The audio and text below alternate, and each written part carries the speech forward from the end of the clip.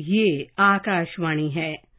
मंथन में प्रस्तुत है विशेष कार्यक्रम आयुष्मान भारत हेल्थ अकाउंट, आभा की विशेषताएं और लाभ। 26 फरवरी 2022 को प्रधानमंत्री नरेंद्र मोदी की अध्यक्षता में केंद्रीय मंत्रिमंडल ने आयुष्मान भारत डिजिटल मिशन को मंजूरी दी थी, जिसके लिए स्वास्थ्य और परिवार कल्याण मंत्रालय के लिए कुल 1600 करोड़ रुपए जारी किए गए थे। आयुष्मान भारत डिजिटल मिशन से हेल्थ के क्षेत्र में क्रांतिकारी बदलाव लाने के साथ साथ लोगों के जीवन में बदलाव लाने में भी सहायता मिल रही है।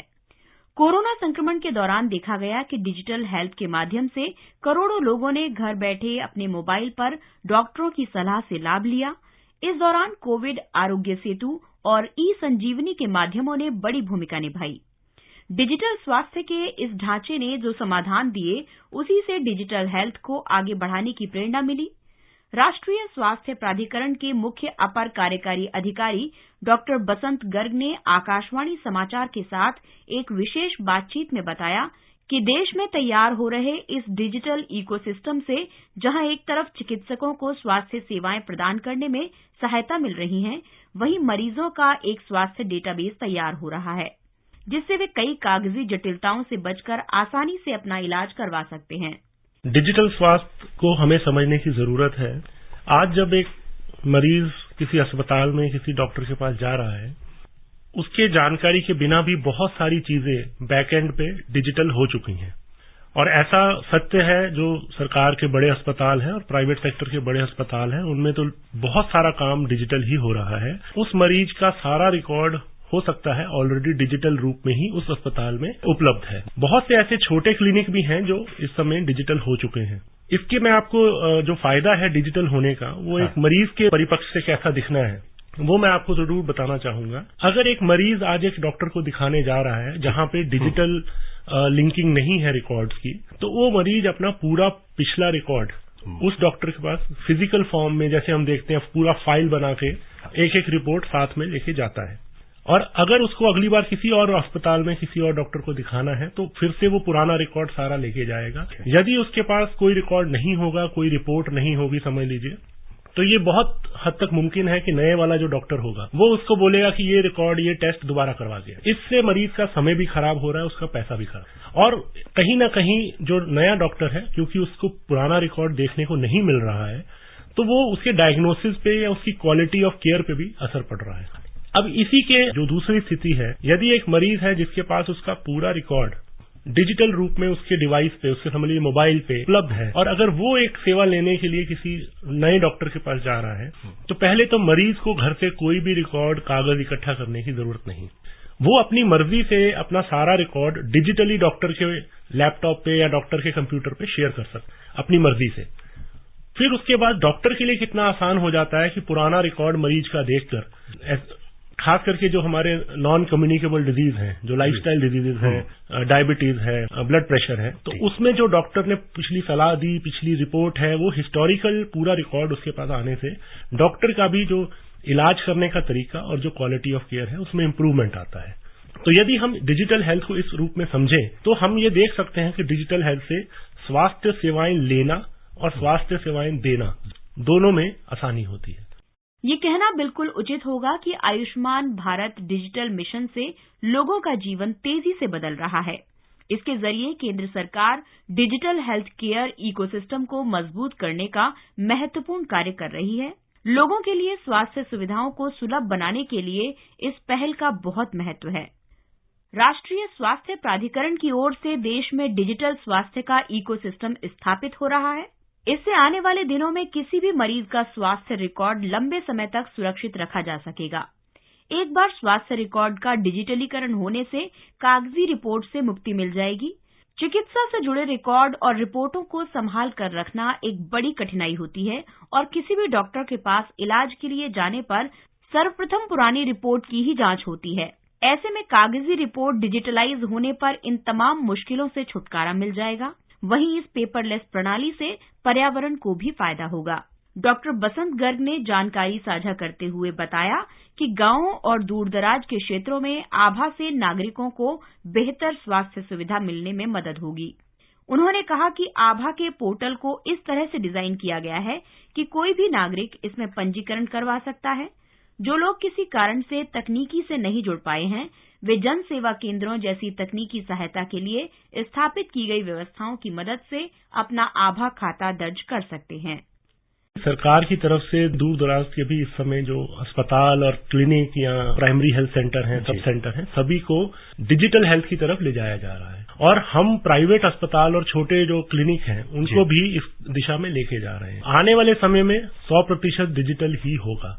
हाँ, ये जरूर है, आज की डेट में अगर कोई व्यक्ति अपने नजदीकी डॉक्टर या नजदीकी अस्पताल में दिखाने जाता है और वहां पे डिजिटल नहीं है, तो जो फिजिकल कॉपी रिकॉर्ड की उसको दी जा रही है, वो व्यक्ति उसका भी पीडीएफ बना के उसको इलेक्ट्रॉनिकली अपने मोबाइल में सेव कर ही रहा है। और हमारा ये ऑलरेडी ये सारा सिस्टम जो ऐसा बनाया गया आयुष्मान भारत डिजिटल मिशन का, कि ये सारे के सारे रिकॉर्ड को आदमी, कोई भी पेशेंट, मरीज अपने आभा आईडी जो यूनिक हेल्थ आईडी है उससे लिंक करके अपने मोबाइल में रख सकता है। भारत के प्रत्येक नागरिक का एक आयुष्मान भारत हेल्थ आईडी बनेगा। इसका मतलब ये है कि भारत की अगर आबादी 130 करोड़ है तो 130 करोड़ आभा आईडी हमारा टारगेट है कि पूरे हिंदुस्तान में, पूरे भारत में बने हों। और ये बनाने का तरीका जो है ये हमारा ऑनलाइन है। आप आयुष्मान भारत हेल्थ अकाउंट की जो वेबसाइट है वहां विजिट कर सकते हैं और वहां जाकर एक बहुत ही सरल प्रोसेस है जिसको हमने देखा है कि लगभग 2 से 3 मिनट टोटल लगते हैं। वो आपको गाइड करता है, आपको अपना आधार कार्ड देना पड़ता है।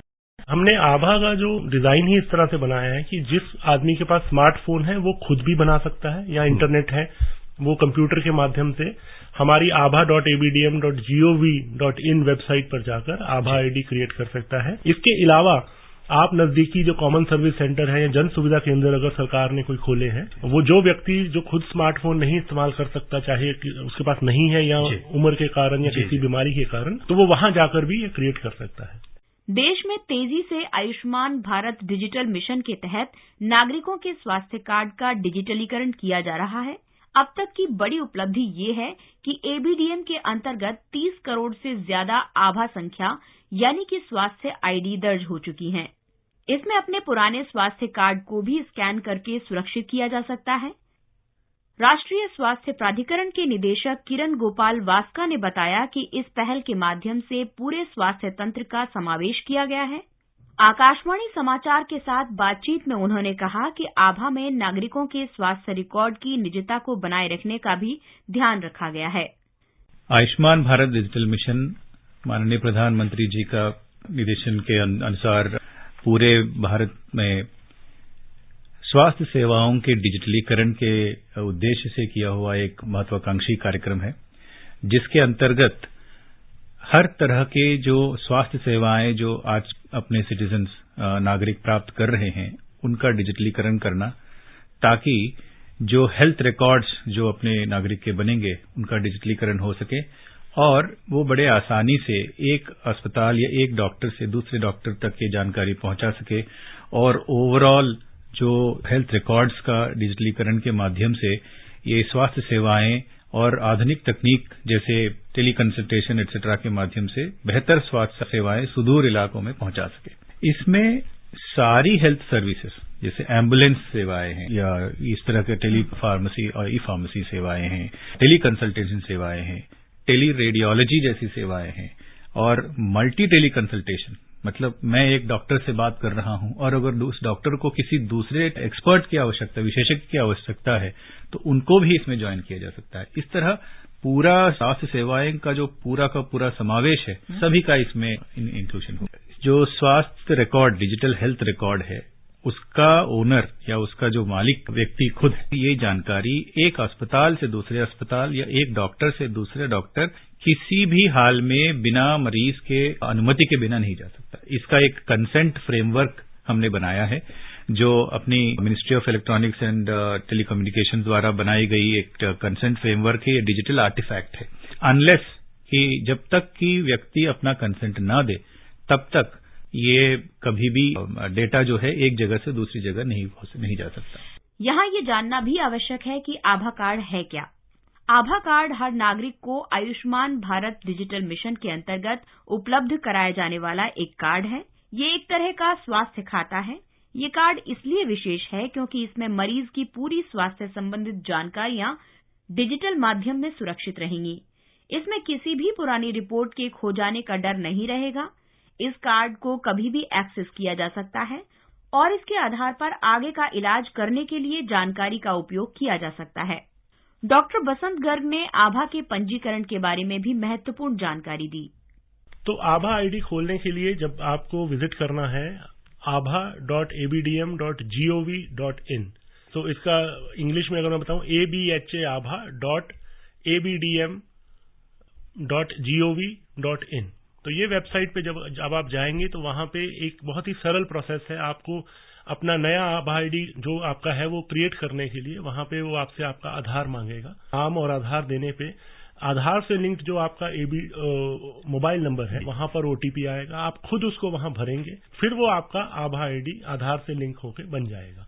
यदि आपका पहले ही आभा आईडी बना है, किसी गवर्नमेंट के सॉफ्टवेयर ने यदि बनाया है किसी, या आपने कहीं पहले किसी तरह का बनाया है और आप उसको वो याद नहीं है, तो वो आपको आपका पुराना आभा आईडी जो बन चुका है वही दिखा देगा। तो बहुत से भारत के नागरिक हैं जो इसको इस्तेमाल करने के लिए महसूस कर रहे होंगे कि अभी वो इतने इसमें समक्ष नहीं है, तो इसके लिए भी हमने इसका प्रोविजन दिया है कि एक ही मोबाइल नंबर पर आप एक से अधिक 5 आभा आईडी तक बना सकते हैं।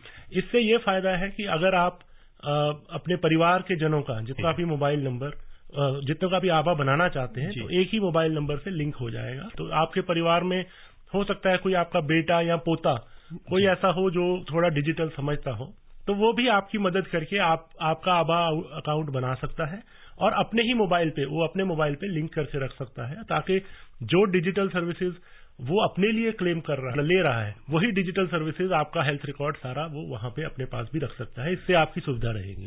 पहले से अधिक व्यक्तियों के साथ अब स्वास्थ्य सेवा पेशेवरों जैसे कि डॉक्टर, नर्स, पैरामेडिकल स्टाफ और स्वास्थ्य सुविधाएं यानी अस्पताल, नर्सिंग होम, स्वास्थ्य केंद्र, क्लिनिक, डायग्नोस्टिक लैब और Ayushman Bharat digital mission ABDM में शामिल होने वाली फार्मेसियों पर स्वास्थ्य रिकॉर्ड का डिजिटलीकरण संभव है।